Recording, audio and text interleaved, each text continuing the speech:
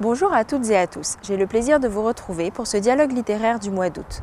Nous retrouvons dans cette émission Virginie pour sa chronique Voyage et nature. Nous reviendrons également sur deux belles rencontres qui ont eu lieu à la librairie avec Michel Serres et Gérard Cabon.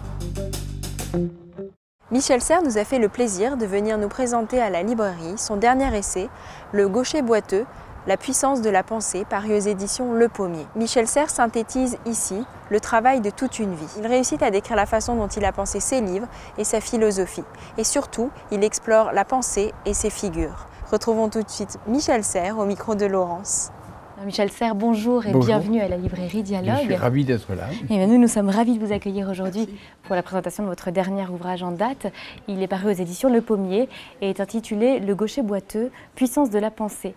Alors, vous nous offrez une synthèse de vos travaux philosophiques, vous nous menez du Big Bang à notre monde actuel, vous convoquez le grand récit de l'univers et vous nous faites rencontrer un nouveau personnage, un médiateur de la pensée, pourrait-on dire, qui est appelé le Gaucher boiteux. Alors, qui est-il et comment est-il né? C'est-à-dire que ce n'est pas un héros.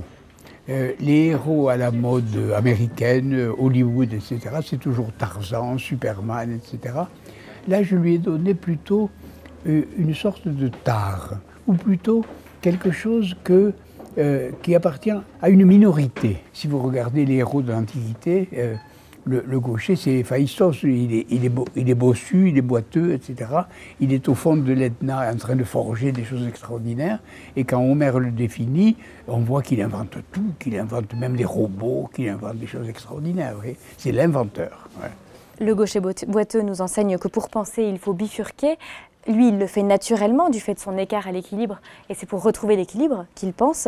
Alors, peut-on dire qu'il pense parce qu'il est boiteux et qu'il est boiteux parce qu'il pense? Et si l'on voit plus loin, peut-on dire que nous-mêmes, nous tous, du fait de notre nature humaine, nous sommes tous aussi en quelque sorte des gauchers boiteux? C'est un peu ce que je dis dans le livre, c'est-à-dire que par rapport aux animaux, nous sommes quand même très inadaptés.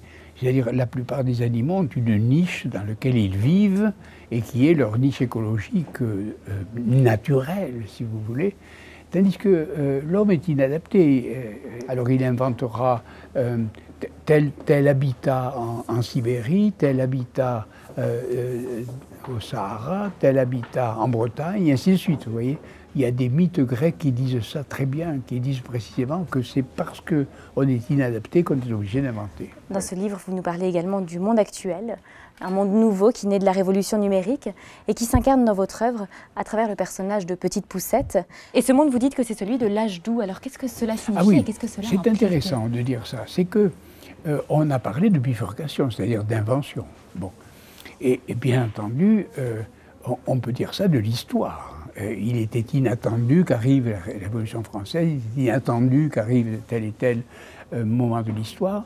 Et puis il nous est arrivé un moment de l'histoire nouveau à partir de la fin de la Seconde Guerre mondiale. Depuis 70 ans, nous vivons en paix en Europe occidentale. Vous voyez. Depuis 70 ans, nous n'avons pas cessé de gagner dans l'espérance de vie. Nous n'avons jamais cessé d'avoir des protections contre la douleur. Nous n'avons jamais cessé d'améliorer nos performances du point de vue des communications. Et par conséquent, tout ça, c'est du soft, d'une certaine manière, c'est du doux. Et par conséquent, cet âge doux que nous sommes en train de vivre, les gens ne savent pas le voir. Et c'est normal. C'est normal parce que c'est ça l'invention. Lorsque un grand génie invente quelque chose, je ne sais pas moi, aussi bien Newton que Turing quand il invente l'ordinateur, les gens ne reconnaissent pas l'invention, ils ne la voient pas. Et là, c'est la même chose, c'est-à-dire en effet, il nous est arrivé un âge nouveau, dont la nouveauté est vraiment très extraordinaire, aussi extraordinaire que l'invention que nous avons, dont nous avons parlé jusqu'à maintenant, et voilà qu'on ne sait pas la lire. Et moi je prétends que c'est une bonne appellation que de l'appeler l'âge doux. Voilà. Parce que, regardez par exemple, il y a au moins quelque chose qui ne sait pas lire notre temps. C'est toutes nos institutions politiques qui sont tellement désuètes par rapport au monde actuel. Et là, il y a une institution qui ne sait pas lire sa propre société. Vous voyez? Et ça, c'est passionnant. Et c'est effectivement ça qui est le plus intéressant, à la fois dans mon livre et surtout dans les temps que nous vivons. Gérard Cabon est venu nous présenter le trait jubilatoire Yaskif, deuxième couche, paru aux éditions Dialogue. Après Yaskif, l'abécédaire du parler de l'Arsenal, Gérard Cabon revient donc avec le deuxième volet. L'auteur nous rapporte de nouvelles et nombreuses expressions de langage, avec toute la mise en scène dont il sait faire preuve. Et Nono se régale, et nous avec lui, d'illustrer ces situations cocasses et drôles de nos gars de la grande maison. Gérard Cabon répond tout de suite aux questions de Laurane. Bonjour Gérard Cabon. Bonjour. Nous sommes ici à surplomber l'Arsenal de Brest pour évoquer Yaskif, deuxième couche, paru aux éditions Dialogue, le petit frère de Yaskif, abécédaire du parler de l'Arsenal, qui est sorti en 2013. Peux-tu nous dire comment est né ce livre? D'abord, il n'aurait pas dû naître, parce que j'avais dit qu'il n'y aurait pas de deuxième. Mais l'histoire ne nous rattrape jamais. Il ne faut jamais dire jamais, en fait. Et en fait, j'avais peut-être une certaine frustration après le premier, c'est d'avoir pas abordé des sujets qui me traitaient à cœur, que je traite là-dedans. Et puis aussi, j'ai été rattrapé aussi par tous les copains de l'Arsenal qui m'ont amené des histoires, qui m'ont dit « Oh, t'as oublié ça, t'as oublié celle-ci, t'as oublié celle-là ». Et donc, je me suis retrouvé avec une bonne petite collection d'anecdotes et d'histoires, plus ce que j'avais envie de faire. Donc, tout ça, je me suis remis. Dans ce livre, il y a un fil rouge et une volonté affichée dès l'introduction. Il faut des hommes pour construire des bateaux. Pourrais-tu nous expliquer ce que cette phrase représente pour toi? Quand on regarde un bateau ou un objet, quel qu'il soit, ou même un immeuble, couramment, on ira peut-être dire que c'est l'architecte qui a conçu ça, ou tel ingénieur qui a conçu, ou la tour Eiffel a été conçue par Eiffel. Et puis moi je pense toujours à ceux qui font le boulot. On va honorer facilement l'architecte, les ingénieurs, les techniciens, mais je pense qu'il ne faut jamais oublier qu'il faut une armée de manuels pour concevoir des produits. Quand je vois un bateau, tout le temps, je peux pas, je vois un bateau, mais j'essaye d'imaginer ceux qui l'ont fait. Dans la deuxième couche, tu prends davantage la plume et amènes ton lecteur vers des sujets approfondis sur l'histoire de l'Arsenal.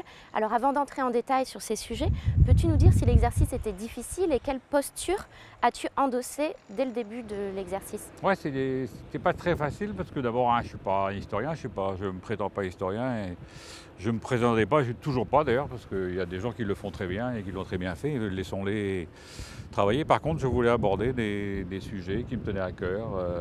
J'ai recensé 637 bateaux construits à l'Arsenal de Brest, 2640 à nos jours. Le premier s'appelait le Soleil, pas le Soleil Royal, le Soleil.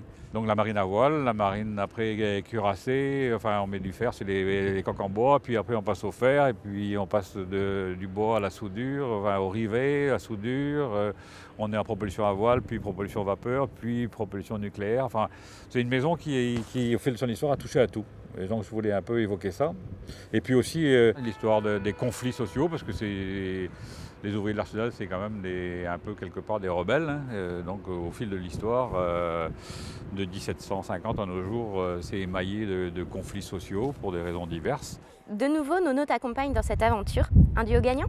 Ah ouais, un super duo, parce que c'est le premier Yaskif. Moi je ne connaissais pas Nono du tout, donc on lui a confié les textes et puis il a fait les dessins super qui étaient toujours pertinents.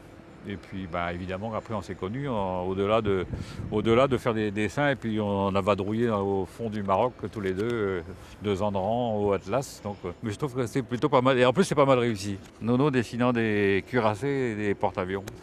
À quel point les années passées à l'Arsenal ont fait de toi ce que tu es? Par exemple, serais-tu devenu syndicaliste si tu n'avais pas touché de près l'esprit frondeur, un peu rebelle des ouvriers brestois? Ah ouais, je crois que je pense qu'on est dans un trip brestois, là, frondeur. Mon père déjà était un militant syndical dans la famille. J'ai connu tout petit les périodes de grève, quoi. En 68, j'ai vécu tout 68 à l'Arsenal, après les grèves 78, 79, c'était les Cherbourgeois, les Toulonnais, et c'est toujours, quasiment tout le temps, les Brestois qui ont lancé le bal quand il y avait des conflits sociaux, qui en général lançaient le bal et le finissaient aussi. Ils allaient le plus loin, toujours. De retour à la librairie, nous retrouvons tout de suite Virginie pour sa sélection d'ouvrages en nature et en voyage. Bonjour Virginie. Bonjour Marion. Donc ton premier choix, Virginie, quel est-il? Alors pour mon premier coup de cœur, j'ai choisi de vous présenter un ouvrage paru récemment aux éditions Actes Sud, intitulé Le goût du sauvage, une vie de complicité avec la nature. Roustégassi, qui est productrice à France Culture, a rencontré Maurice Chaudière, un grand amateur d'art qui a été notamment sculpteur, apiculteur, céramiste. Et c'est une de leurs discussions qui nous a retranscrit dans ce livre. Roustégassi nous dévoile ce personnage haut en couleur de 86 ans, son admiration pour le sauvage.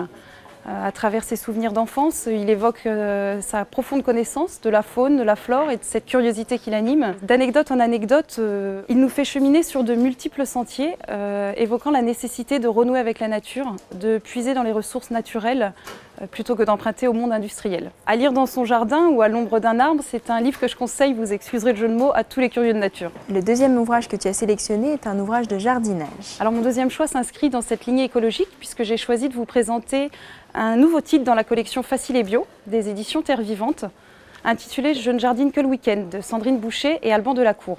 Il donne des solutions concrètes, puisées au travers de différentes méthodes de jardinage biologique, pour avoir un beau jardin presque sans rien faire.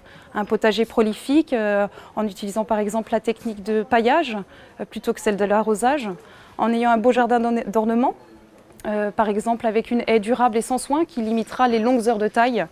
Voilà, c'est un livre qui est très plaisant à lire, abondamment illustré. C'est un livre que je conseille à toutes ceux et celles qui ont un grand ou petit jardin, car les deux sont expliqués, qui n'ont pas beaucoup de temps à y consacrer mais qui aiment à en profiter.